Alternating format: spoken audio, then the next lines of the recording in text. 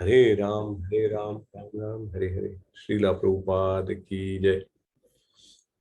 चैतन्य महाप्रभु की जय। श्री नमाचार्य हरिदास ઠાકુર की जय। તમારા બધાનો ખૂબ ખૂબ આભાર છે જેમણે વિડીયો ઓન સાથે માળા કરેલી છે। હંસા માતાજી, જિગીશા માતાજી, લલિત કુમાર વેદ પ્રભુ, સીવી વ્યાસ પ્રભુ, આશીષ પ્રભુ, નયના માતાજી, જયશ્રી माताजी, हेतल दवे माताजी, केवूर वाघेला प्रभु, भरत भारतीबेन शाह प्रभु माताजी, रचना माताजी, नीति माताजी અને કેવુર રાવલ પ્રભુ। કોઈનું નામ મિસ થઈ ગયું હોય તો માફી ચાહું છું। તેજસ પ્રભુનું પણ નામ છે। Okay, Hare Krishna Hare Krishna. Thank you very much. તો તમારા બધાનું 13મા દિવસ, આપણે ગઈકાલે 13મો અધ્યાય કર્યો ને આજે 14મા દિવસમાં ખૂબ ખૂબ સ્વાગત છે। આપણે શરૂઆત કરીએ એ પહેલા એક નાનું કીર્તન કરી લઈએ અને પછી આપણે શરૂઆત કરીશું। નમઃ વિષ્ણુપાદાય કૃષ્ણ પૃષ્ઠાય ભૂતલે શ્રીમતે ભક્તિ વેદાંત स्वामिने इति नामिने नमस्ते सारस्वती देवे गौरवाणी प्रचारिणे निर्विशेष शून्यवादी पाश्चात्य दिशतारिणे जय श्री कृष्ण चैतन्य प्रभो नित्यानंद श्री अद्वैत गदाधर श्रीवासादि गौरा भक्त वृंद हरे कृष्ण कृष्ण कृष्ण हरे हरे हरे राम राम राम हरे हरे हरे कृष्ण कृष्ण कृष्ण हरे हरे हरे राम राम राम हरे हरे हरे कृष्ण कृष्ण कृष्ण हरे हरे हरे राम राम राम हरे हरे हरे कृष्ण कृष्ण कृष्ण हरे हरे हरे राम राम राम हरे हरे हरे कृष्ण कृष्ण कृष्ण हरे हरे हरे राम राम राम हरे हरे हरे कृष्ण कृष्ण कृष्ण हरे हरे हरे राम राम राम हरे हरे हरे कृष्ण कृष्ण कृष्ण हरे हरे हरे राम राम राम हरे हरे हरे कृष्ण कृष्ण कृष्ण हरे हरे हरे राम राम राम हरे हरे हरे कृष्ण कृष्ण कृष्ण हरे हरे हरे राम राम राम हरे हरे हरे कृष्ण कृष्ण कृष्ण कृष्ण हरे हरे, हरे राम राम राम हरे हरे, हरे कृष्ण कृष्ण कृष्ण हरे हरे, हरे राम राम राम हरे हरे, हरे कृष्ण।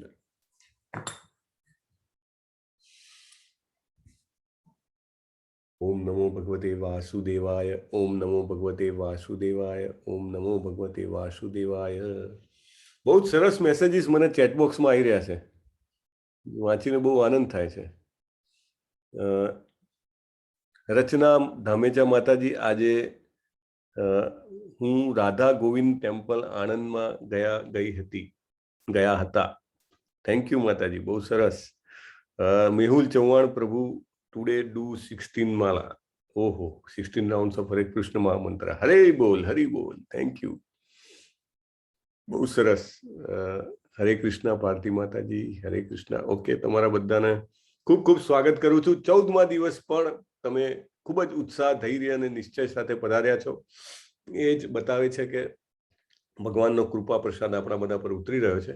હવે આપણે શરૂઆત કરીએ 14મા અધ્યાયની। 14મો અધ્યાય એવો છે કે શ્રીલા પ્રભુપાદના સૌથી વધારે લેક્ચર 14મા અધ્યાય પરના છે। શ્રીલા પ્રભુપાદ આખા વિશ્વમાં યાત્રા કરતા હતા અને જ્યારે પણ જાય તો કોઈ એમ કહે કે ભાઈ ભગવદ્ ગીતા પર લેક્ચર આપો ને, તો હવે સિંગલ લેક્ચર આપવાનું હોય તો પ્રભુપાદની ચોઈસ હંમેશા 14મા અધ્યાય પર ઉતરતી, કારણ કે એક તો પ્રભાવશાળી પણ છે અને બીજું કે સરળ પણ છે સમજવા માટે। તો એટલા માટે ખૂબ જ એમને લેક્ચર આપ્યા છે આની પર। ભારતમાં પણ લગભગ મોટા ભાગના બધા જ શહેરોમાં એમને લેક્ચર આપેલા છે, તો ત્યારે પણ એમને આ અધ્યાયને સિલેક્ટ કર્યો છે। સો બહુ જ સુંદર, બહુ જ જેને કહેવાય જ્ઞાનગમ્ય અધ્યાય છે આ। આપણે એની ચર્ચા કરીશું।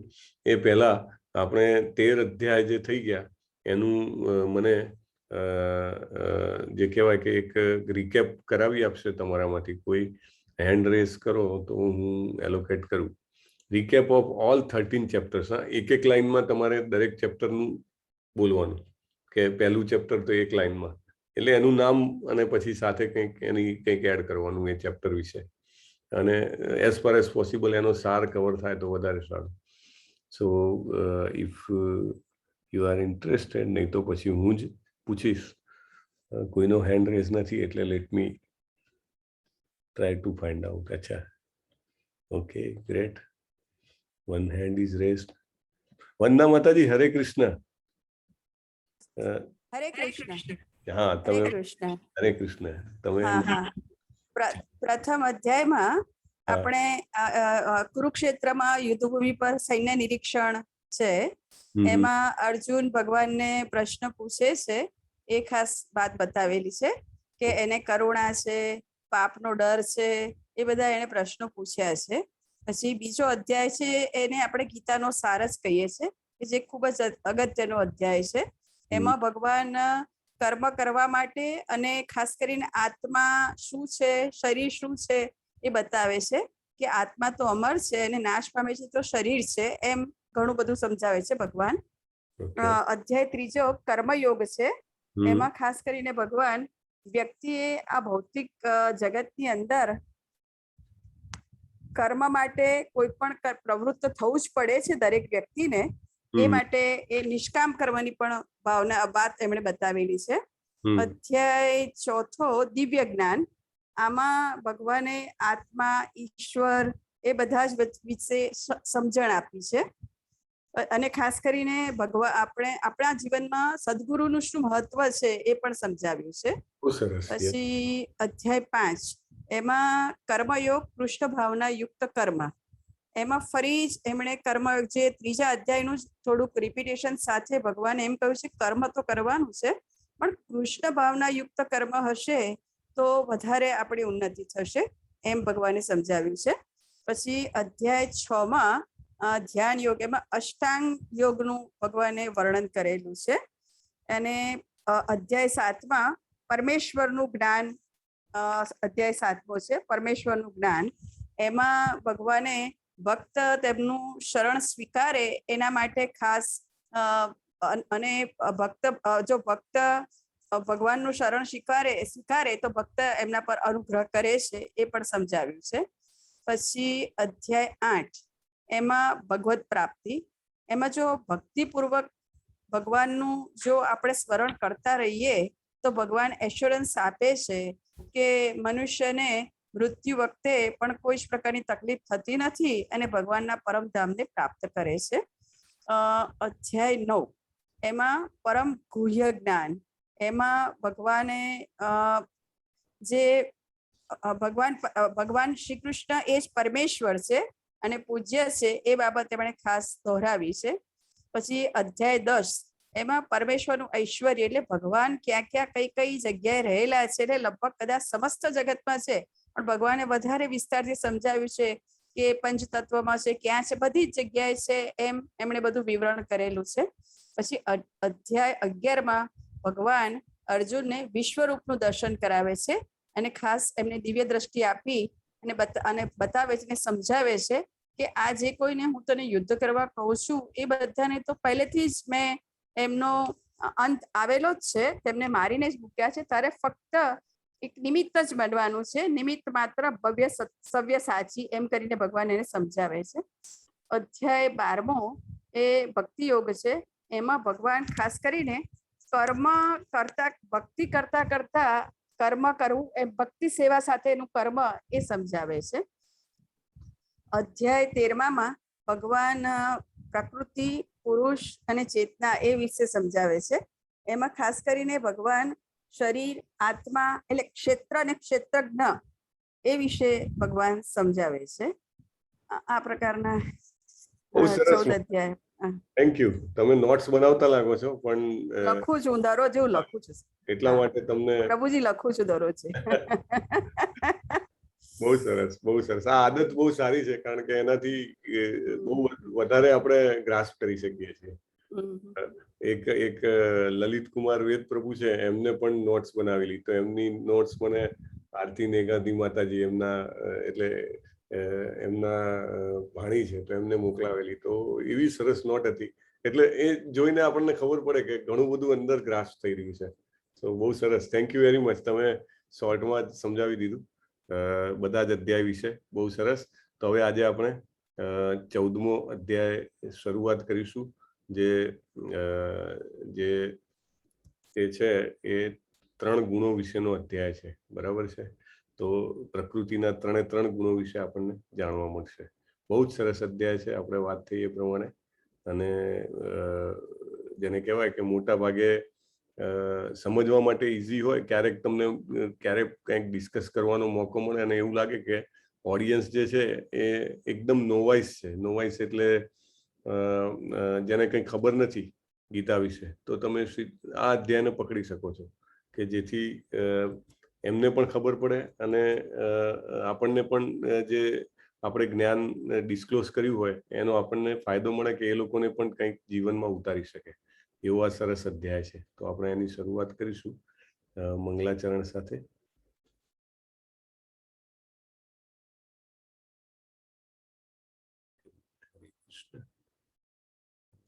ઓકે.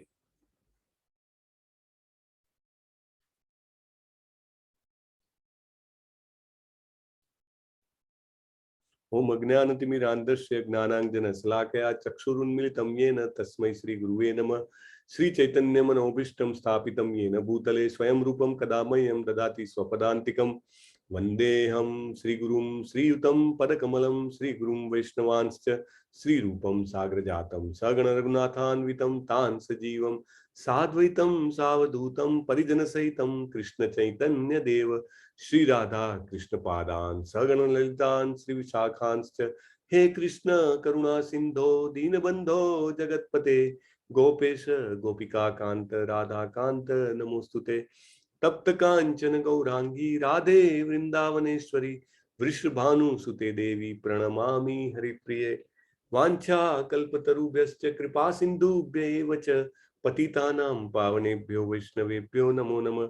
अनंत कोटि वैष्णव वृंद की जय, श्रीला प्रभुपाद की जय, श्री कृष्ण चैतन्य प्रभु नित्यानंद, श्री अद्वैत गदाधर श्रीवासादि गौर भक्त वृंद। हरे कृष्ण कृष्ण कृष्ण हरे हरे, हरे राम राम राम हरे हरे।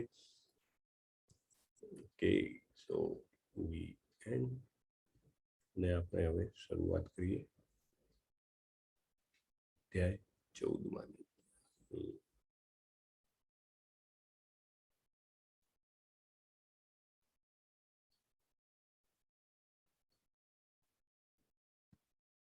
ઓકે, આપણે નાના હતા તો બધાએ કઠપુતળીનો ખેલ તો જોયો જ હશે, પપેટ શો। લગભગ કોઈ એવું નહીં હોય કે જાણે નહીં જોયો હોય।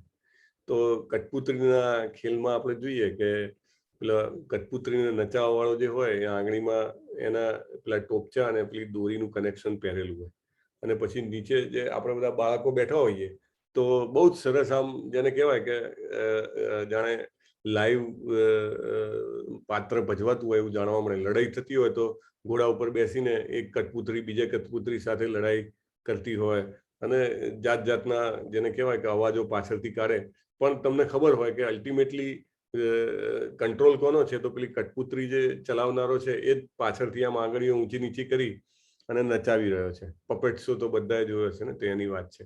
એવી જ રીતે આપણે બધા જ જે જીવો છીએ એ 3 ગુણોની કઠપુતળી છીએ। એટલે આ 3 ગુણો જે છે એ ભગવાનના કંટ્રોલમાં છે। સત્વગુણ, રજોગુણ ને તમોગુણ, એ 3 ગુણો આપણને નચાવે છે। અને આગળ પણ ભગવાને કીધું કે આ ત્રણેય પ્રકૃતિ જે છે એ મારા અંડરમાં છે। એટલે ઘણા લોકો એવું વિચારે કે ભગવાન આવે ત્યારે ભગવાન પ્રકૃતિના અંડરમાં હોય એટલે ભગવાન પણ આવી રીતે વર્તન કરે, સત્વગુણ વાળું, રજોગુણ વાળું કે તમોગુણ વાળું। તો એ લોકો બધા મૂર્ખ છે। ભગવાન એવું કહે છે કે હું જ્યારે પણ આવું છું ત્યારે મારી દિવ્ય પ્રકૃતિ સાથે આવું છું, હું મારા દિવ્ય ગુણો સાથે, દિવ્ય શરીર સાથે આવું છું। ત્યારે પણ ભગવાન પ્રકૃતિના કંટ્રોલમાં હોતા નથી, અને પ્રકૃતિ જ જે છે એ ભગવાનના કંટ્રોલમાં હોય છે। એટલે આ બહુ જ બેસિક જે અહીંયા ચિત્ર જે છે એ શું કામ મૂકવામાં આવ્યું છે, તો એ સમજવા માટે મૂકવામાં આવ્યું છે કે આપણે ક્યાં છીએ, પ્રકૃતિના 3 ગુણો કે પ્રકૃતિ ક્યાં છે અને ભગવાન ક્યાં છે। તો આ 3 ગેપ સમજી લઈએ આપણે તો આ અધ્યાયનું જે એક major base work, foundation work છે એ થઈ જાય। એટલે આ સમજીએ ને તો આપણને એ પણ ખબર પડે કે આપણે આ કઠપુતળીની જેમ જે નાચી રહ્યા છીએ એમાંથી બહાર નીકળવું હોય તો શું કરવું પડે। બરાબર છે કે આપણે પ્રકૃતિ જેના કંટ્રોલમાં છે એને આપણે ભજીએ તો આપણું કામ થઈ જાય। ઘણીવાર એવું હોય કે આપણું કામ કંઈ સરકારી કામકાજમાં ફસાયું હોય, બરાબર, કોઈ બાબુ હોય, કોઈ મિનિસ્ટર હોય, મતલબ કોઈ સરકારી અધિકારી હોય એના લેવલ પર ફસાયું હોય, તો આપણને ખબર પડે કે આપણે એવું કરીએ કે ભાઈ એના હાયર અપ લેવલ જે છે એમના સુધી વાત પહોંચાડીએ। અને ઘણીવાર આપણી વાત સાચી હોય અથવા વ્યવસ્થિત હોય તો જે ઉપરવાળો અધિકારી હોય એ અથવા ઉપર જે મિનિસ્ટર હોય, મિનિસ્ટરની ઉપર ચીફ મિનિસ્ટર હોય, તો જે બી હોય એ પેલાને ઓર્ડર કરે કે એને આદેશ આપે તો ઓટોમેટિકલી આપણું કામ થઈ જતું હોય છે। બરાબર, આ વસ્તુ બહુ જ સ્વાભાવિક છે। એટલે એમાં કંઈ નવી જૂની વાત નથી, આપણને બધાને ખબર હોય છે કે ક્યારે શું કરવું, કોને એપ્રોચ કરવું। એટલે એ બહુ જ કોમન સેન્સની વાત છે, એ આપણે અહીંયા સમજવાની છે કે જો આપણે પ્રકૃતિના જે બોસ છે એમને આપણે ભજીએ તો આપણે પ્રકૃતિના 3 ગુણોથી છુટકારો પામી શકીએ। તો આ બહુ જ સરસ ચિત્ર જે છે આપણે સમજવાનું છે। ભગવાને કહ્યું, હવે હું તમને સમસ્ત જ્ઞાનમાં સર્વશ્રેષ્ઠ અમારા પરમ જ્ઞાનને પુનઃ કહીશ, જેને જાણ્યા પછી સમસ્ત મુનિઓએ પરમ સિદ્ધિ પ્રાપ્ત કરી છે। આ જે ચિત્ર છે એમાં જે ઉપર આકાશમાં અથવા તો હવામાં જે દેખાય છે ને એ 9 યોગેન્દ્ર કહેવાય છે। 9 યોગેન્દ્ર એટલે એ મુનિમાં આવે છે। એટલે મુનિઓનું વાત આવી એટલે જનરલી આપણે દેવર્ષિ નારદને વિચારીએ, બીજા ઘણા બધા મુનિઓ છે એમને વિચારીએ, તો એવી રીતે અહીંયા આગળ પણ આ 9 યોગેન્દ્રનું ચિત્ર મૂકેલું છે। પણ મેઇન પોઈન્ટ શું છે કે આ જ્ઞાનને આત્મસાત કરવાથી એ બધા મુનિઓએ પરમ સિદ્ધિ પ્રાપ્ત કરી છે। એટલે આપણે પણ જો આ જ્ઞાનને આત્મસાત કરીએ, આત્મસાત કરવું એટલે સૌથી પહેલા તો બેસિક લેવલ પર જ્ઞાનને સમજવું, જે અત્યારે આપણે કરી રહ્યા છીએ। પછી એને ધીમે ધીમે જેમ જેમ ફરીથી વાંચતા જઈએ, જેમ જેમ આપણે એને પ્રભુપાદનો ભાવાર્થ વાંચીએ, એમ એમ આપણા મનમાં આપણે ઉતારતા જઈએ, અને જેમ જેમ આપણે આપણી સાધના કરતા જઈએ, આપણે હરે કૃષ્ણ મહામંત્રનો જપ કરતા જઈએ, એમ એમ આ જ્ઞાન આપણને ડે ટુ ડે લાઈફમાં પ્રેક્ટિકલ વેમાં કેવી રીતે ઉપયોગ કરવું એ ખબર પડે કે હું આ મોડમાં કામ કરી રહ્યો છું, અત્યારે હું રજોગુણમાં છું, અત્યારે હું તમોગુણમાં છું. તો એ બધું આપણને ખબર પડે, અને ખબર પડે તો એનાથી આપણને ખબર પડે કે હવે આપણે અપગ્રેડેશન કરવાનું છે, રાઈટ? દાખલા તરીકે આપણે વ્હીકલ શીખતા હોઈએ તો પેલું ગિયર પાડવાનું હોય તો આપણે જનરલી લોઅર ગિયરમાં ચલાવતા હોઈએ, પણ જેમ જેમ કોન્ફિડન્સ આવે એમ પછી ગિયર આપણા જે છે એ હાયર ગિયરમાં જતું જાય, અને પછી ગિયર 3, 4, 5 એમ કરીને ચાલતું જાય, રાઈટ? તો એવી રીતે ગિયર ચેન્જ કરવાની ખબર પડે લાઈફમાં કે અત્યારે હું તમો ગુણમાં છું, no I should not be, let me come in રજોગુણ. તો ચેન્જ કરીએ, નહીં રજોગુણમાં શું કામ રહેવાનું, ચલો મને સત્વગુણમાં જવાનું. અને પછી આગળ એની ઉપર બી કંઈ છે, સત્વગુણથી ઉપર પણ શુદ્ધ સત્વ, બરાબર, તેમાં પણ જઈ શકાય. સો લેટ અસ અન્ડરસ્ટેન્ડ શું છે આર્યું. આ જ્ઞાનમાં સ્થિર થવાથી મનુષ્ય મારા જેવી દિવ્ય પ્રકૃતિ એટલે સ્વભાવને પ્રાપ્ત કરે છે. બોલો, ભગવાન જેવી પ્રકૃતિ મળે આપણને. ભગવાનના ધામમાં જઈએ તો ભગવાન જેવી પ્રકૃતિ મળે, અને અહીંયા આગળ પણ આપણે આ જ્ઞાન સમજીએ તો આપણને એવું લાગે કે આપણે વૈકુંઠમાં જ છીએ. આ પ્રમાણે સ્થિત થવાથી ન તો સૃષ્ટિના સમયે ઉત્પન્ન થાય છે, ન તો પ્રલયના સમયે વિચલિત થાય છે. એટલે આ જે ધામ છે ભગવાનનું, એવું આપણને અનુભૂતિ થાય. ભગવાનના ધામમાં જેવી રીતે બધા જ લોકો ભગવાનના આનંદ માટે કાર્ય કરતા હોય, સેવા કરતા હોય, એવી રીતે આપણે જીવન જીવી શકીએ. સર્વયોનિષુ કૌંતેય મૂર્તય સંભવંતિયા તાસામ બ્રહ્મ મહદ્યોનિર અહમ બીજ પ્રદપિતા. એ કુંતી પુત્રે સમજી લેવું જોઈએ કે સર્વ યોનિઓ આ ભૌતિક પ્રકૃતિમાં અને જન્મ દ્વારા સંભવ બનાવાય છે, ને હું તેમનું બીજ પ્રદાતા પિતા છું. જો આમાં ભગવાને આગળ પણ કીધું છે અને અહીંયા આગળ પણ કહી દીધું કે આપણા પિતા છે ને આપણે એમના બાળકો છીએ. બહુ જ મોટી વાત છે. જે મેડિકલ સાયન્સ ભણેલા હશે એમને પણ ખ્યાલ હશે, અથવા તો એમાં પણ કદાચ એટલું બધું કવર નથી કરવામાં આવતું કે માતા જે છે એ શરીર આપે છે અને પિતા જે છે એ પ્રાણ આપે છે. એટલે પ્રકૃતિ જે છે એ આપણી માતા છે, અને જે શ્રી કૃષ્ણજી છે, પરમ પૂર્ણ પુરુષોત્તમ પરમેશ્વર શ્રી કૃષ્ણજી આપણા પિતા છે. ખુદ પોતે કહે છે કે હું બીજપ્રદ પિતા છું. આવું કોઈ જ દેવ, કોઈ જ જેને કહેવાય કે બીજી કોઈ હસ્તીએ આવું કહેતા નથી. ભગવાન ખુદ ભગવદ્ ગીતામાં આવીને આપણને કહી ગયા, છતાંય આપણે એમ વિચારીએ કે ભગવાન અને આપણી વચ્ચે કંઈ સંબંધ નથી, હું તો સ્વતંત્ર છું અને ભગવાન તો ખાલી પોકળ વાતો જ છે, અને જેને કહેવાય મિથ્યા છે આ બધું. એવું જો વિચારીએ તો આપણા જેવા ગાંડા કોઈ ના હોય. કારણ કે આપણને આટલા સંપત્તિવાળા પિતાનો વારસો છે.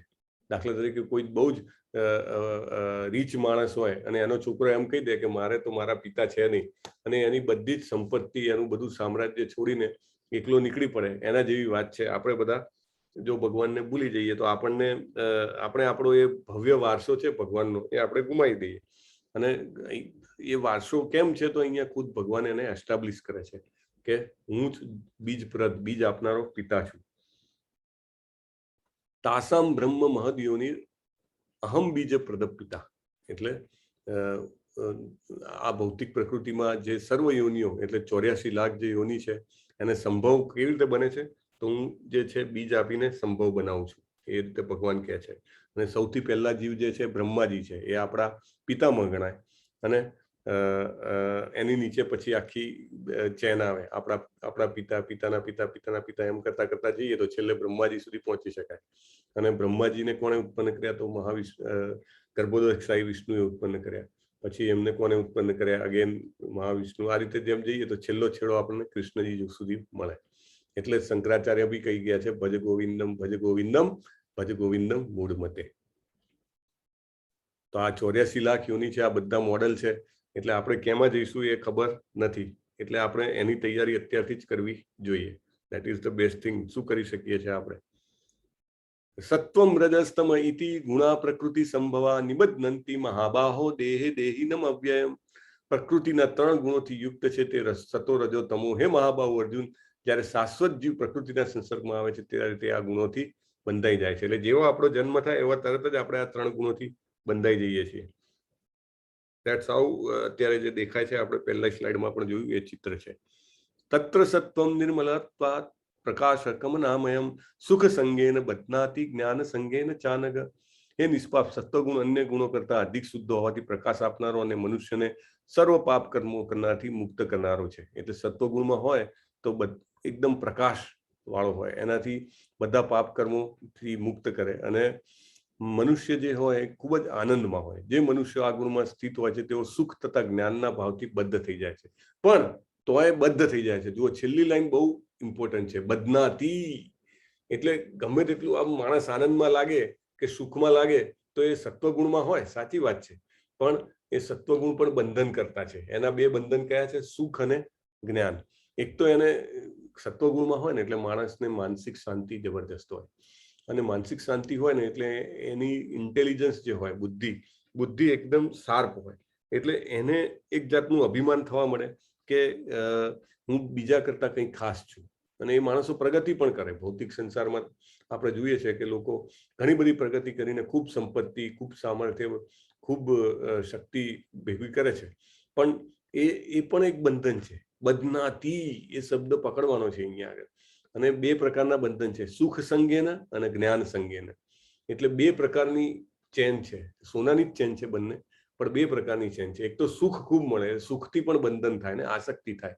એકવાર આટલું બધું ધન મળી ગયું, એકવાર આટલી બધી સત્તા મળી ગઈ, પછી એની સાથે બંધન થાય કે હવે આ તો જવી જ ના જોઈએ, આનાથી વધવી જોઈએ પણ ઘટવી જોઈએ નહીં, તો એ બંધન થાય. બીજું જ્ઞાન, એટલે બહુ જ નોલેજ મળે કે બીજા બધા કરતા મને વધારે ખબર પડે છે અને હું ભલભલા પ્રોબ્લેમના સોલ્યુશન કાઢી લઉં છું, અથવા હું નવા આઈડિયાઝ લઈને બહુ જ નવું વિચારી શકું છું. તો આ બધું જે છે એ આપણને બંધનમાં નાખે છે. અહીંયા આગળ આપણે જોઈશું કે દરેક સત્વ, રજસ, તમસમાં આ બે જ કેરેક્ટર જે છે એ જે છે આપણને બતાવશે કે ગુણ શું છે.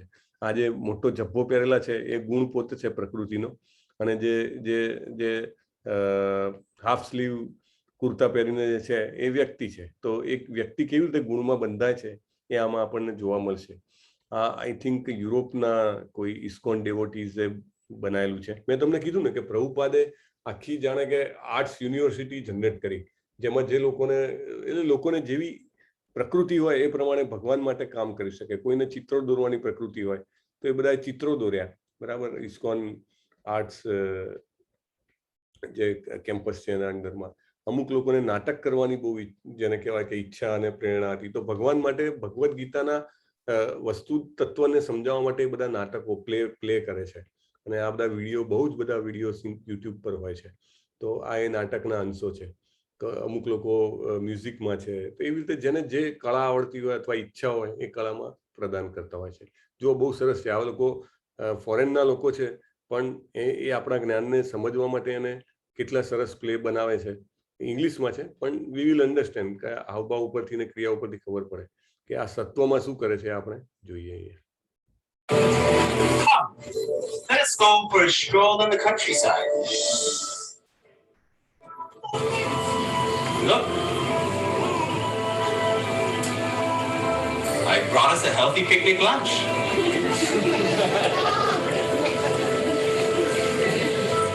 The air is clean here, so peaceful. Here we can get away from the agitating elements of the city.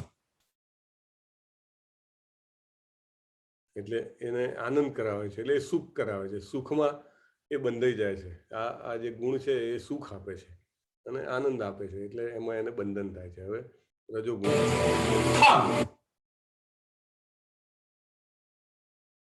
તો સોરી, રજોગુણ પહેલા આના એ લઈ લઈએ. સત્વગુણમાં વિચારો સારા હોય છે, અને રજોગુણમાં હવે આવીએ. રજો રાગાત્મકમ વિદ્ધિ તૃષ્ણા સંગ સમુદ્ભવમ તન્ની બદનાતિ કૌંતેય કર્મ સંગેન દેહિનમ. એટલે ભગવાન કહે છે કે હે કુંતી પુત્ર, રજોગુણની ઉત્પત્તિ અસીમ આકાંક્ષા, અમર્યાદિત ઈચ્છા અને તૃષ્ણાને કારણે થાય છે, અને આથી જ દેહધારી જીવ સકામ કર્મથી બંધાઈ જાય છે. એટલે રજોગુણ જે છે એમાં બહુ જ બધી ઈચ્છાઓ થાય. મારે બહુ જ કમાવું છે, મારે બહુ જ સત્તા મેળવવી છે, મારે બહુ જ સામર્થ્ય લેવું છે. તો એવી જેને કહેવાય કે અનકન્ટ્રોલેબલ ડિઝાયર્સ. એટલે અમુક લેવલ સુધીની તમારી ટાર્ગેટ્સ હોય, તમે એના માટે કામ કરતા હોય, અલગ વાત છે. પણ અનકન્ટ્રોલેબલ, જેની કોઈ લિમિટ ના હોય, એટલી બધી. થોડોક પૈસો મળ્યો હજી વધારે મળે, થોડીક સત્તા મળી હજી વધારે મળે, એવું. અને એના કારણે માણસ જે છે એ પરેશાન રહેતો હોય છે, કે જેને કહેવાય કે માનસિક રીતે સ્ટ્રેસમાં અથવા તો ખેંચાયેલો રહેતો હોય, બરાબર. સત્વગુણમાં હોય તો આનંદમાં અને સુખી હોય. રજોગુણમાં હોય તો હંમેશા જેને કહેવાય કે પરેશાન રહેતો હોય છે. તો એનું અને પછી શેનાથી બંધાઈ જાય છે? કર્મ સંગેને તન્ની બંધનાથી કૌંતે કર્મ સંગેને દેહિનમ, જ્ઞાન સંગેને અને સુખ સંગેને, એ બે સત્વગુણમાં આવી. રજોગુણમાં આવે છે કર્મ સંગેને, એટલે કામથી સકામ કર્મથી બંધાઈ જાય કે હું આ કરું તો આ મળશે, આ બોલું તો આમ મળશે, આમ વિચારું તો આમ થશે. એટલે આ બધામાંથી એ બહાર જ નથી આવતો. એને પોતાનું હાયર જે પર્પસ છે એ એને વિચારવાનું તક કે એ વિચારવાની ઈચ્છા જ નથી થતી. હવે આપણે આ જોઈએ, બે સેમ કેરેક્ટર હવે લાલ કલરનો જબ્બો પહેરીને આવે છે, એને રજોગુણ કહે છે. What are you doing, man? Out here working on your cat? Money's the honey Sunday! I bet you forgot about Susie, didn't you? You're supposed to take her to Vegas this weekend. You know, lose your money, Vegas. You'll be rich. You'll reach the top. Just one hitch. You just can't stop. Just can't get it.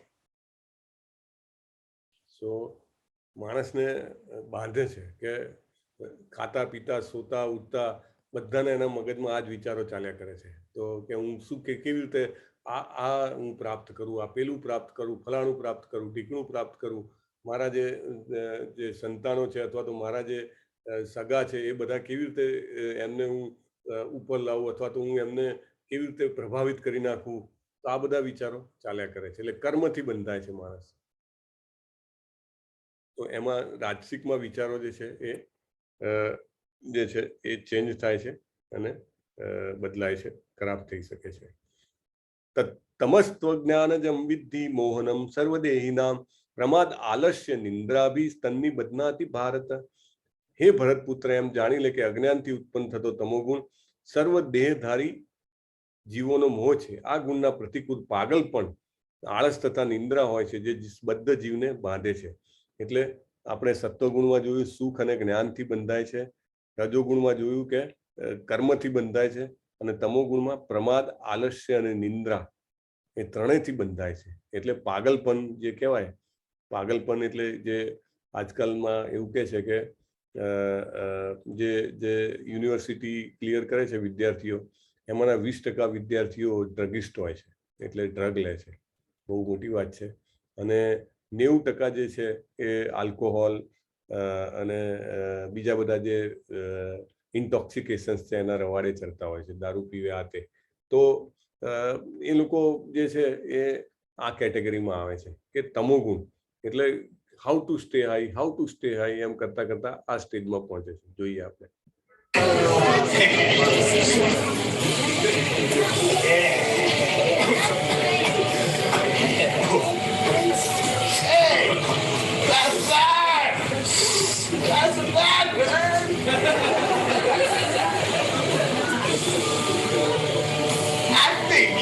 Need to chill with me. I got 6 packs in the fridge, play some video games, watch some TV, shut the curtain and just shut out the world. Sounds good, huh?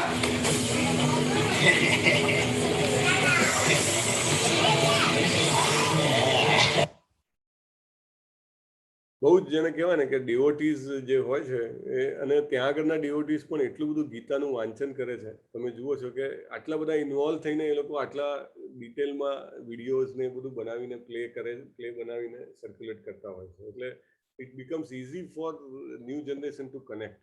નહીં તો શું થાય કે આપણે ખાલી આમાંથી જ વાંચીએ અને એમાંથી જ સમજવાનો પ્રયત્ન કરીએ તો જે ન્યૂ જનરેશન છે એને એવું થોડું ડિસ્કનેક્ટ લાગે. આ લોકો આ રીતે જ પરફેક્ટ બનાવીને પ્રેઝન્ટ કરતા હોય છે કે તમો ગુણ શું છે, રાઈટ? તો ધીસ ઇઝ હાઉ તામસિકમાં તો વિચારો એકદમ ખરાબ હોય છે.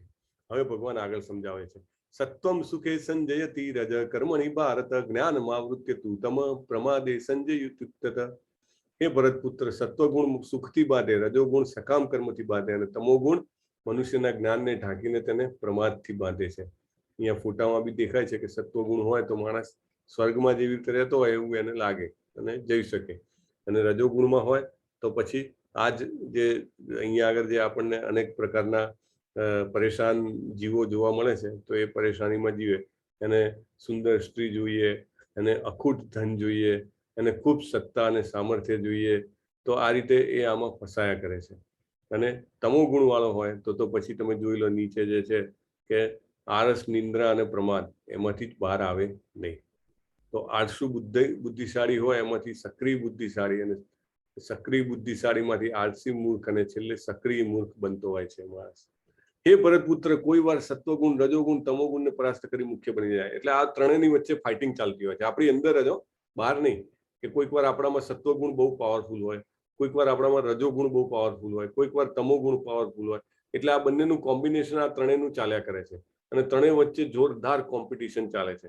હંમેશા તમોગુણને એવું હોય કે હું સત્વ રજસને હરાવીને હાવી થઈ જાઉં, એવી જ રીતે બાકીના બેની પણ એ જ સિચ્યુએશન છે. અને મન જે છે આવી રીતે જુઓ, ત્રણ બાજુ ત્રણ જણા ખેંચતા હોય તો જેની બાજુ વધારે જોર હોય એ બાજુ મન ખેંચાઈ જાય છે. સત્વગુણની અભિવ્યક્તિને જ્યારે અનુભવ કરી શકાય ત્યારે શરીરના બધા જ દ્વાર જ્ઞાનના પ્રકાશથી પ્રકાશિત હોય છે. એટલે 9 દ્વાર હોય, 9 દ્વારમાં જેને કહેવાય કે સત્વગુણનો પ્રકાશ લાદે, એ સત્વગુણનું લક્ષણ છે. એટલે આપણે બીજું કંઈ હાયર સ્ટેજમાં ન પહોંચી શકીએ તો એટલીસ્ટ આપણું એવો એન્ડેવર હોવો જોઈએ કે હું સત્વગુણમાં તો રહું જ. જ્યારે રજોગુણમાં વૃદ્ધિ થાય ત્યારે અત્યધિક આસક્તિ, સકામ કર્મ, ગહન ઉદ્યમ તથા અનિયંત્રિત ઈચ્છા અને લાલસાના લક્ષણો પ્રગટ થાય છે. ખૂબ ધન જોઈએ મારે, અને ખૂબ ધન આવ્યા પછી જે ઈચ્છાઓ જે છે એનો કોઈ અંત નથી, બરાબર. એટલે ખૂબ ધન, ખૂબ કામ, ખૂબ લોભ, ખૂબ ઈર્ષા, એ બધું જ આવે છે અહીંયા જે ફોટામાં દેખાય છે એવી રીતે. જ્યારે તમોગુણમાં વૃદ્ધિ થાય ત્યારે અંધકાર, જડતા, મન્માદ અને મોહ વ્યક્ત થાય છે. આ જ્યાં આગળ મૂત્રાલય હોય છે ત્યાં આગળ બેસે છે, આવું ભગવાને આટલું જેને કહેવાય અમૂલ્ય મનુષ્ય જન્મ આપ્યો, પણ એ ડ્રગ અને વ્યસનમાં જ એનો સમય નષ્ટ થાય છે. જ્યારે કોઈ મનુષ્ય સત્વગુણમાં મૃત્યુ પામે ત્યારે મહર્ષિઓના ઉચ્ચતર વિશુદ્ધ લોકોની પ્રાપ્તિ થાય છે. જો આ એક ઇમ્પોર્ટન્ટ પોઈન્ટ છે.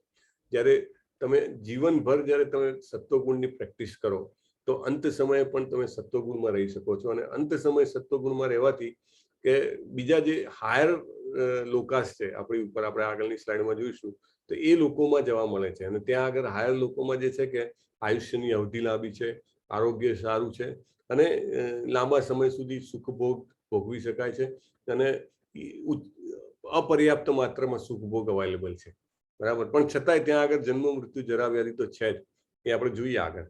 રજોગુણમાં મૃત્યુ પામનાર મનુષ્ય સકામ કર્મ કરનારાઓમાં જન્મે છે, અને તમોગુણમાં મરનાર મનુષ્ય પશુ યોનિમાં જન્મે છે.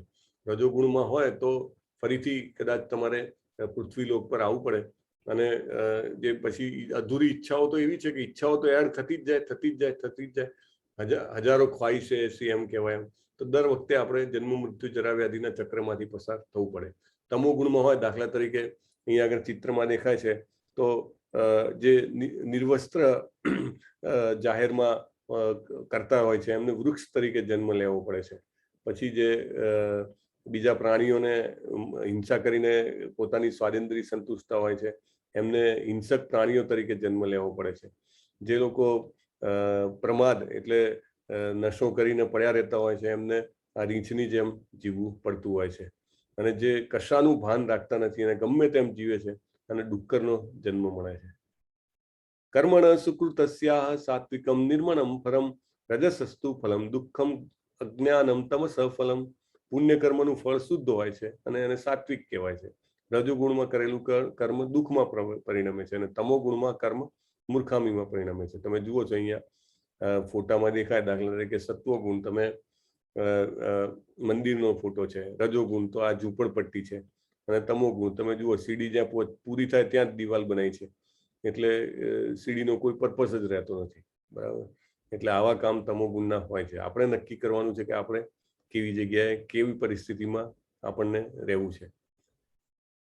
સત્વગુણથી વાસ્તવિક જ્ઞાનનો વિકાસ થાય, રજોગુણથી લોભ ઉત્પન્ન થાય, અને તમો ગુણમાં પ્રમાદ, મોહ તથા અજ્ઞાન ઉત્પન્ન થાય છે.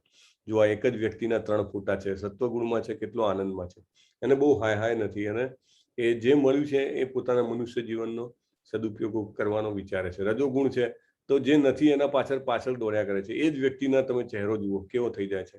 એક ચાંદીની રિંગ બતાવી છે ખાલી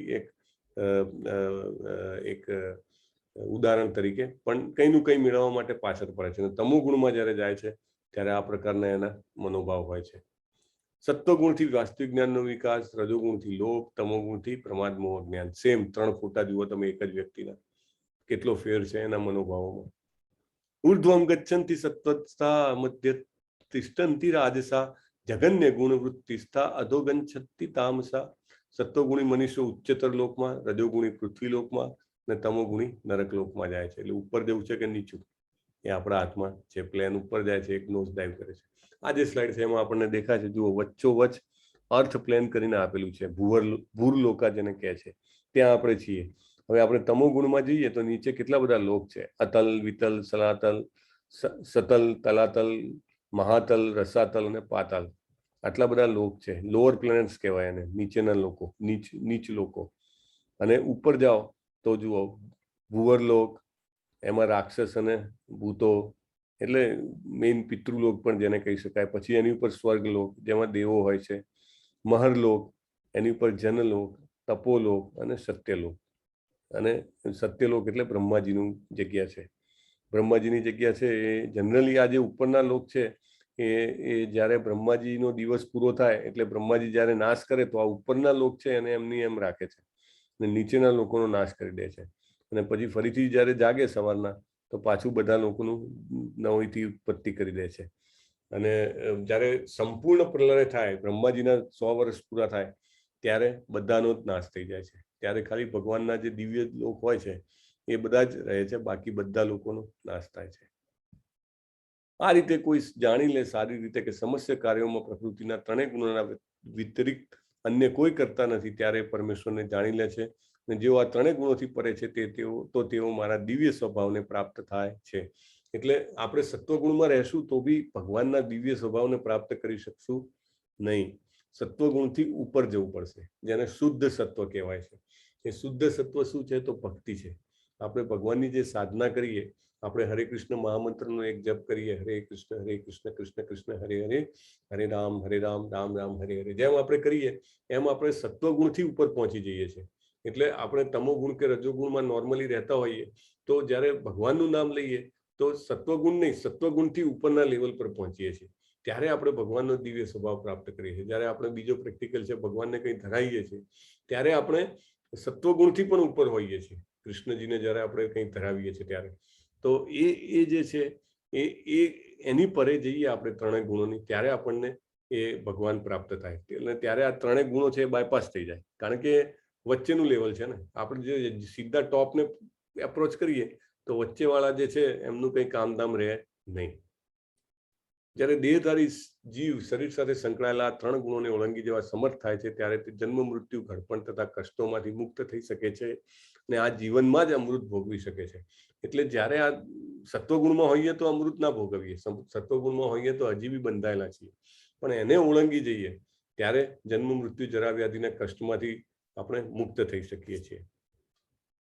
અર્જુને પૂછ્યું, હે મારા પ્રિય પ્રભુ, જે મનુષ્ય આ 3 ગુણોથી પર થયેલા છે એને કયા લક્ષણો વડે જાણી શકાય અને તેનું આચરણ કેવું હોય અને પ્રકૃતિના ગુણોને કેવી રીતે ઓળંગી જાય છે? તમે આ ફોટો જોયો છે, આપણે પહેલા પણ વાત થઈ હતી. ગુરુના હૃદયમાંથી શ્રી કૃષ્ણને શિષ્યના હૃદયમાં સ્થાનાંતર કરવામાં આવે છે. અને આ પ્રોસેસ કેવી છે? આ પ્રોસેસ જે છે એ બહુ જ જેને કહેવાય કે વિશ્વાસપાત્ર પ્રોસેસ છે. ગુરુ પણ પરંપરામાં હોવા જોઈએ, બરાબર? પરંપરામાં આવેલા ગુરુ હોય અને જેમને પોતાનું જીવન ભગવાનની સેવા કરવા માટે અને ભગવાનની શરણાગતિ થવા માટે જેમને ન્યોછાવર કરેલું હોય એવા ગુરુ આપણે શોધવા જોઈએ. અને એવા ગુરુ પાસેથી જ્યારે આપણે ભગવાનનું જ્ઞાન લઈએ તો જેવી રીતે એક નાનું બાળક એક મોટું વ્યક્તિ બીજા મોટા વ્યક્તિને આપે, એવી રીતે કૃષ્ણજી એમના હૃદયમાંથી આપણા હૃદયમાં ટ્રાન્સફર થાય. તો આ બહુ જ સાયન્ટિફિક પ્રોસેસ છે. આમાં કોઈ જ જેને કહેવાય કે હંબગ વાત કે હવામાં વાત કરવાની નથી. It's a highly scientific process. એટલે જ્યારે આપણે પ્રભુપાદની ભગવદ્ ગીતા વાંચીએ ને કવર બેક ટુ બેક વાંચવાની, કવર ટુ કવર, એવું નહીં કે વચ્ચેથી કંઈક વાંચો. પણ તમે જ્યારે આખી ગીતા પૂરી કરો તો તમને એવું લાગે કે ખરેખર કૃષ્ણજી છે એ પ્રભુપાદના હૃદયમાંથી આપણા હૃદયમાં આવે. ગુરુની જે શિષ્યત્વ ગ્રહણ કરવું એ બહુ જ એ તો ઊંચી અને નેક્સ્ટ સ્ટેપ છે. પણ આ પણ એક સ્ટેપ છે કે આપણે રોજ એક માળા કરીએ, ભગવાનને કંઈ ધરાવીએ અને ભગવદ્ ગીતાનું વાંચન કરીએ. આટલું પણ કરીએ તો આપણને અનુભવ થાય. અને એવું લાખો લોકોનો અનુભવ છે, એવું એક બેનું કંઈ છે નહીં, લાખો લોકોનો અનુભવ છે કે કૃષ્ણજી હૃદયમાં પધાર્યા. નાના મોટા જે પણ અંશમાં હોય આપણને અનુભૂતિ તો થાય જ છે. ભગવાને કહ્યું, હે પાંડુ પુત્ર, જે પ્રકાશ આસક્તિ મોહના ઉપસ્થિત થવા પર ન તો એનાથી ધૃણા કરે છે ને લુપ્ત ન થઈ જવા પર એની ઈચ્છા કરે છે, જે ભૌતિક ગુણોની આ સમસ્ત પ્રક્રિયાઓથી નિશ્ચલ અવિચલ રહે છે અને એ જાણીને કેવલ ગુણ જ ક્રિયાશીલ છે, ઉદાસીન અને દિવ્ય બની રહે છે, જે આપના આપમાં સ્થિર છે, સુખ અને દુઃખને સમાન માને, માટીનો ઢગલો પથ્થર તથા સ્વર્ણના ટુકડાને સમાન જુએ, અનુકૂળ પ્રતિકૂળના પ્રતિ સમાન રહે, ધીર અને પ્રશંસા બુરાઈ માન અપમાનમાં સમાન રહે, શત્રુ મિત્રથી સમાન રહે અને સમાન વ્યવહાર કરે અને બધા ભૌતિક કાર્યોનો પરિત્યાગ કરે છે, તેવી વ્યક્તિને ગુણોથી અતીત કહેવાય છે. અર્જુને પ્રશ્ન પૂછ્યો અને ભગવાને એનો જવાબ આપ્યો કે એવો વ્યક્તિ કેવો હોય. અહીંયા નારદજીનું ચિત્ર છે એ આપણને દેખાય છે, તેવો વ્યક્તિ હોય.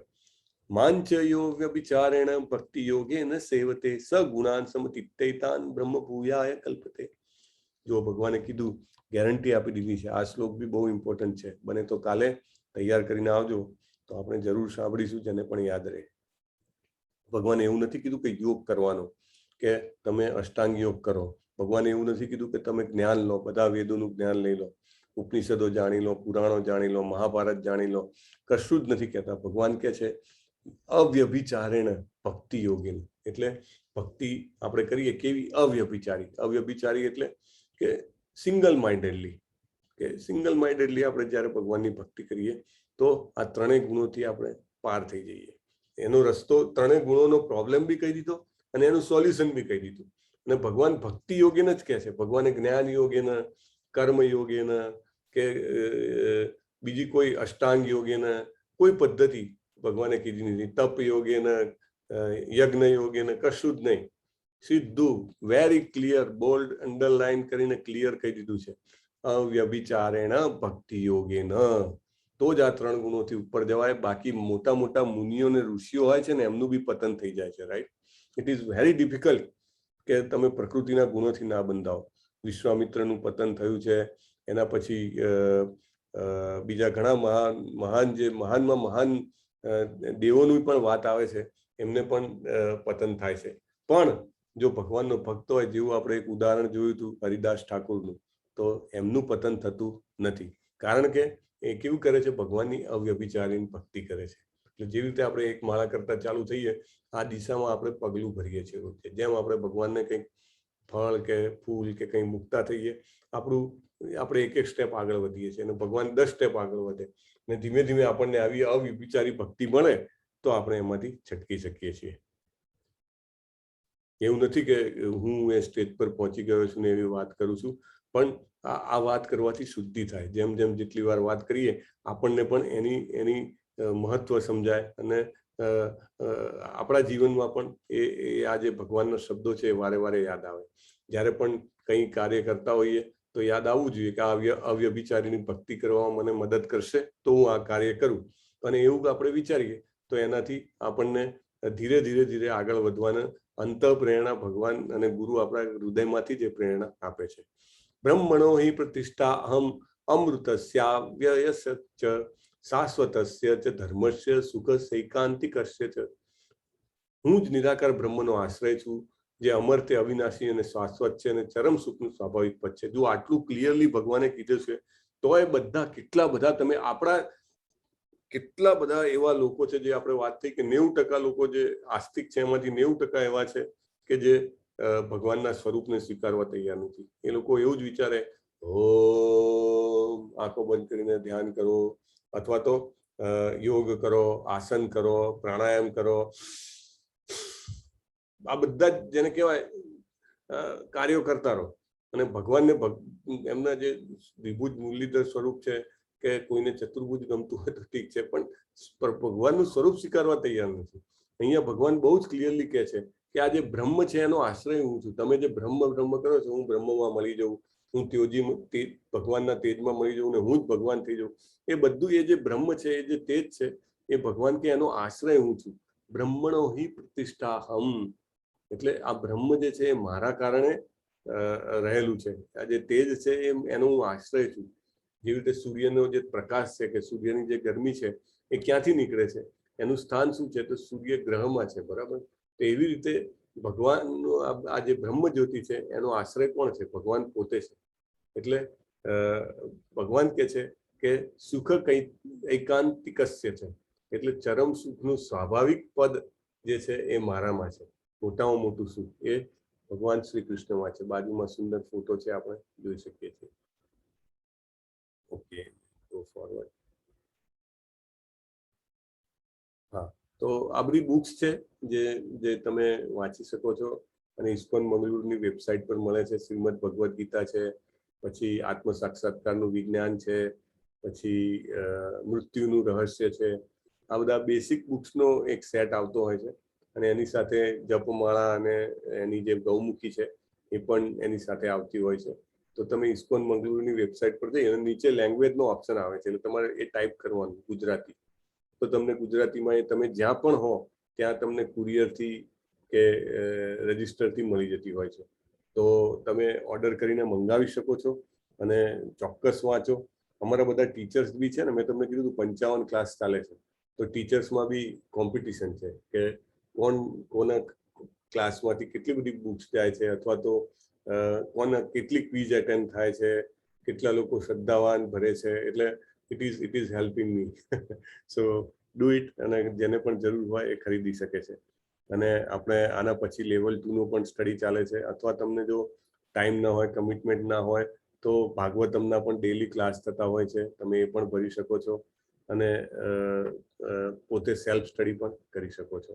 અને ફરીથી આનો આ જ કોર્સ 6 સપ્ટેમ્બરથી ચાલુ થાય છે, તો એના માટે પણ તમે રજીસ્ટર કરાવી શકો છો. બાળકો માટે સ્પેશિયલ પ્રોગ્રામ ચાલે છે, આપણે પહેલા પણ વાત થઈ હતી, અને ગુજરાતીમાં પણ હવે તો 3 ક્લાસ અત્યારે ચાલી રહ્યા છે. તો તમારા કોન્ટેક્ટમાં જે પણ બાળકો હોય એમને આ તમે જ્ઞાન મળે એવો કરો. બહુ જ સરસ એના પ્રેઝન્ટેશન અને ઇન્ટરેક્ટિવ સેશન્સ હોય છે. આ પ્રહલાદ મહારાજ છે, જેવી રીતે પોતાના મિત્રોને જ્ઞાન આપી રહ્યા છે, એટલું સરસ આયોજન અત્યારે થઈ રહ્યું છે. સન્ડે ક્લાસીસ પણ છે. તો આ સાથે આ અધ્યાય જે છે એ પૂર્ણ થાય છે. બહુ જ નાનો અધ્યાય હતો અને સિમ્પલ છે સમજવા માટે. We can talk if any more questions or any other issues we can discuss. Hare Krishna. Bharti Shah Mataji કે છે, I have a book of Krishna. Read 50 episode. Daily reading. Book is too good. Yes, Mataji. Prabhupada ને એવું હતું કે હું ઘરડો થઈ ગયો છું, તો ગમે ત્યારે મૃત્યુ આવે અને ભાગવતમ હું ના લખી શકું આખું, તો કૃષ્ણા બુક તો લખી દેવા દે. એટલે એમને સૌથી પહેલા કૃષ્ણા બુક લખી નાખી, જેથી કરીને કૃષ્ણનું ઓથેન્ટિક કેરેક્ટર આપણને મળે. બહુ સુંદર બુક છે અને ડેલી વાંચી શકાય એવી છે. Thank you for sharing. Yes, can I link to kids program? Yes, definitely. જય પ્રભુ. Thank you for joining. અને ખુશી માતાજી, હરે કૃષ્ણ. હરે કૃષ્ણ પ્રભુજી. હા, કિડ્સ પ્રોગ્રામની લિંક્સ જય પ્રભુને આપો ને, અને મે બી અહીંયા પણ પેસ્ટ કરો, અને આપણે ગ્રુપમાં પણ એવું હોય તો આપી દઈશું. મોકલેલું છે, પાછું મોકલી દઈશ. હા, પ્લીઝ. બહુ સરસ પ્રોગ્રામ છે. સવારે 6 વાગ્યાનો IST નો ટાઈમ છે. એ હેમા પટેલ માતાજી લે છે US થી, અને બપોરે 7 વાગ્યાનો ક્લાસ છે એ કલ્પના પટેલ માતાજી લે છે, મુંબઈમાં ટીચર છે, બહુ સરસ ભણાવે છે. અને 9 વાગ્યાનો વેદાંતિ દવે માતાજી લે છે, MBBS ના સ્ટુડન્ટ છે. બહુ સરસ, અને એટલા સરસ પ્રેઝન્ટેશન્સ ને એનું બધું એક્ટિવિટી, ગ્રુપ એક્ટિવિટી ને બધું બહુ સરસ હોય છે. Thank you. વોટ્સએપમાં લિંક મોકલી આપશો એવું લખે છે PS જાની પ્રભુ. હરે કૃષ્ણ.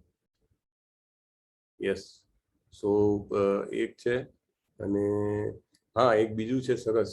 આ 18મી તારીખે એકાદશી છે, અને દર એકાદશીએ ઇસ્કોન મંગલુરુ તરફથી ઓનલાઈન ગીતાના 700 શ્લોકોનો પાઠ થાય છે.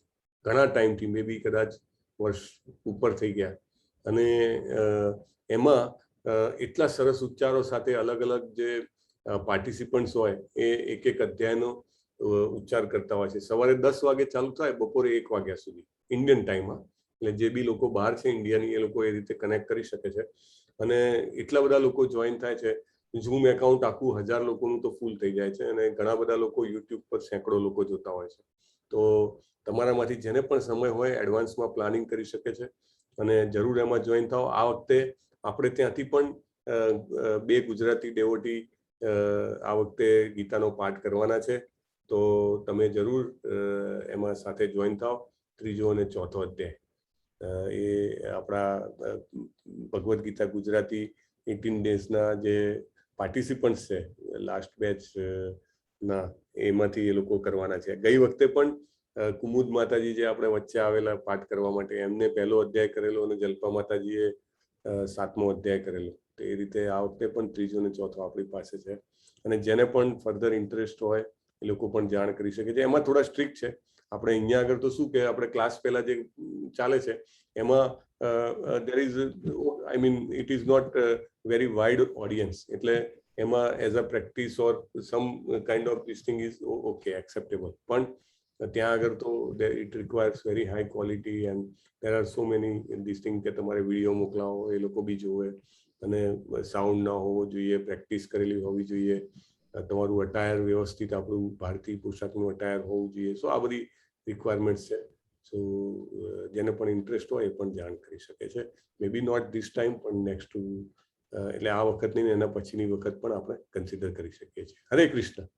હરે કૃષ્ણ. ખુશી માતાજી, એની મોર પોઈન્ટ તમારે પ્લીઝનું એનાઉન્સ કરવું હોય તો કરી દો ને પ્લીઝ. હરે કૃષ્ણ પ્રભુ. હરે કૃષ્ણ પ્રભુજી. સોરી, મને આજે જરા ગેસ્ટ હતા ને એટલે સાંજના 6 વાગ્યાના ક્લાસમાં ને અત્યારે હું જોઈન નહીં થઈ શકતી, તો એ બદલ જરાક મને થોડું સારું નથી લાગતું. પણ હવે શું કરું એમ, જરા મહેમાન હમણાં ગયા એટલે એટલા માટે તમને મેસેજ વાત કરવી છે. નો પ્રોબ્લેમ માતાજી. તમે ક્યારેક આવી રીતે અનસર્ટેન રિક્વાયરમેન્ટ્સ આવતી હોય છે, it's fine. Thank you for informing. હરે કૃષ્ણ. હરે કૃષ્ણ. અને મને પૂછવું હતું કે થોડોક એક મનમાં સવાલ હતો કે જેમ કે આપણે મીન્સ રામાયણ, તો રામાયણમાં જેમ ભાઈ ભાઈ માટે સેક્રિફાઈસ કર્યો અને મહાભારતના યુદ્ધમાં આવી રીતે જે મીન્સ એક મિલકત માટે થઈને, તો હજી પણ એ જ વસ્તુ અત્યારે ચાલ્યા કરે છે. એ મિલકત માટે એકબીજાને પેલું એ કરે, તો એ કેમ મીન્સ વિચારો એમાં કેમ બદલાતા નથી લોકોના એમ? એમાં શું કરીએ માતાજી, કારણ કે ઘણા બધા લોકો જે છે એ ભગવાન માટે અથવા તો આધ્યાત્મિકતાને એક જીવનની જરૂરિયાત તરીકે સ્વીકારતા નથી. એટલે કેરેક્ટર બિલ્ડિંગ તો પાછળ જ રહી ગયું. કેરેક્ટર તો બહુ દૂરની વાત છે. એટલે લોકોને હંમેશા પેલું શોર્ટ ટર્મ બેનિફિટ દેખાય કે આ જીવન જ છે એટલે અત્યારે જે બીજાનું બી મળે તો લઈ લો. એટલે એવી વિચાર ગતિ હોય. પણ આપણે બહુ ડિસ્ટર્બ નહીં થવાનું એનાથી, કારણ કે it is part and parcel. આજના જમાનામાં ધીસ ઇઝ ઓલ પ્રિવિલેન્ટ. આપણે જે કરી શકતા હોઈએ આપણાથી આપણે કરવાનું, પણ આપણે જરૂર સમજવાનું કે આપણે શું કરવું છે. So that is what we can. આપણે આપણી લાઈફનો કંટ્રોલ આપણા હાથમાં છે, બીજાની લાઈફનું આપણે કંઈ કરી નથી શકતા. એટલે મીન્સ આપણે આમ જ્યારે લોકોનું સાંભળીએ ને ત્યારે એમ થાય કે આ બુદ્ધિ ભગવાને આપી છે તો કેમ એનો ઉપયોગ નથી કરતો માણસ એમ. બરાબર છે માતાજી. કંઈક આ બધું શું છે કે બહુ જનરિક રીતે વાત કરવી મુશ્કેલ છે. એટલે કંઈક સ્પેસિફિક પોઈન્ટ હોય તો we can always talk separately. ધન્યવાદ, ધન્યવાદ પ્રભુજી. હરે કૃષ્ણ. હરે કૃષ્ણ. ઓકે. ખુશી માતાજી, તમે ક્વિઝનું હજી કેવું સ્ટેટસ છે? બહુ સારું નથી? ના પ્રભુજી, હજી અમુક લોકો તો એવા છે કે જે આપણી પાછળની બેચ વાળા છે તો એ લોકો નથી કરતા ક્વિઝ, એટલે એમનું થોડુંક હોય છે કે એ લોકો નથી કરતા ક્વિઝ, એટલે એમનું બતાવે. અને બીજા પણ છે કે જે લોકો હજી કરી નથી ક્વિઝ. હું રોજ ફીડબેક તો મોકલું છું. તો બધાને વિનંતી છે, પ્લીઝ ક્વિઝ ભરો. અમારા ટીચર્સનું પરફોર્મન્સ છે, કેટલા લોકો ક્વિઝ ભરે તો મારા પરફોર્મન્સમાં હેલ્પ કરો. રાઈટ. અને હેલ્પ અધર્સ ઓલ્સો. ઘણા બધા લોકોને ટેકનિકલ ઇસ્યુઝ હોય છે, તો પ્લીઝ હેલ્પ ધેમ. કે જેને ટેકનિકલ ઇસ્યુ હોય એ ખુશી માતાજીને પણ મેસેજ કરી શકે છે, તો we can support. You know, કંઈ પણ ઘણા બધા આપણા વોલેન્ટિયર્સ છે. ઇવન તેજસ પ્રભુ છે, સોફ્ટવેર એન્જિનિયર છે. તો એવા બધા ઇસ્યુઝ હોય છે ને, તો એ બધા હેલ્પ કરતા હોય છે. હરે કૃષ્ણ. પ્રભુજી એમાં અમુક તો પણ એવા છે કે સીમા માતાજીએ કાલે કીધું હતું ને કે બહુ એજેડ છે તો એ લોકોને આવડતું નથી તો એમનું પણ કરવું પડશે ને. સુધીર પ્રભુ તો આજે અવેલેબલ નહોતા તો એમને કેવું પડશે. હા ના, તેજસ પ્રભુએ આઈડિયા આપ્યો છે તો ઇટ ઇઝ પોસિબલ કે કંઈક થઈ શકે છે. તો તેજસ પ્રભુને ઇન્વોલ્વ કરજો ને, એમની પાસે એનો રસ્તો છે. ઓકે પ્રભુજી. હા હા ઓકે, સો આપણે પૂરું કરીએ. વાંછા કલ્પતરુભ્યશ્ચ કૃપા સિંધુભ્યૈવ ચ પતિતાનામ પાવનેભ્યો વૈષ્ણવેભ્યો નમો નમઃ. અનંત કોટી વૈષ્ણવ વૃંદ કી જય. શ્રીલા પ્રભુપાદ કી જય. ભગવદ ગીતા કી જય. હરે કૃષ્ણ કૃષ્ણ કૃષ્ણ હરે હરે, હરે રામ રામ રામ હરે હરે. ખુશી માતાજી thank you very much. Naina માતાજી, નીતિ માતાજી થેન્ક યુ વેરી મચ. તમારો બધાનો આભાર. અને કાલે આપણે ફરીથી 9 વાગે મળશું. હરે કૃષ્ણ હરે કૃષ્ણ હરે કૃષ્ણ. મહેક માતાજી થેન્ક યુ. હરે કૃષ્ણ. હરે કૃષ્ણ માતા. હરે કૃષ્ણ હરે પ્રભુજી. કૃષ્ણ પ્રભુજી. હરે કૃષ્ણ પ્રભુજી. હરે કૃષ્ણ. હરે કૃષ્ણ પ્રભુજી. Wonderful, memorable session. હરે કૃષ્ણ પ્રભુજી. હરે કૃષ્ણ. Hare Krishna. હરે Krishna. Hare Krishna. Hare Krishna. હરે કૃષ્ણ.